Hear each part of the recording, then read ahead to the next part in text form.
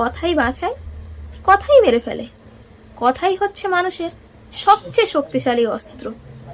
একটি বাক্য কারো হৃদয় জয় করে নিতে পারে, আবার ওই একটি মাত্র বাক্যই সব ভেঙে ফেলে দিতে পারে। কথা মানুষকে বাঁচতে শেখায়, আবার সেই কথাতেই মানুষের দম আটকে আসে। কিছু কথা মানুষের ভবিষ্যৎ খুলে দিতে পারে, আবার কিছু কুবাক্য মানুষকে ধীরে ধীরে শেষ করে দিতে পারে। একটু সহানুভূতিশীল শব্দ মানুষকে শান্তি দেয়, তেমনি একটু অবহেলাও মানুষকে ভেতর থেকে ভেঙে চুরে শেষ করে দেয়। তাই কথা বলার আগে ভাবাটা খুব জরুরি। এই কথাটা কি কারো মনে আশা জাগাবে, নাকি তাকে ধ্বংস করে দেবে? কথার শক্তি সীমাহীন। কিছু কথা একটা বেকার মানুষকেও স্বপ্ন দেখায়, আবার কিছু কথাই একটা জীবন্ত মানুষকেও তিলে তিলে মেরে ফেলে।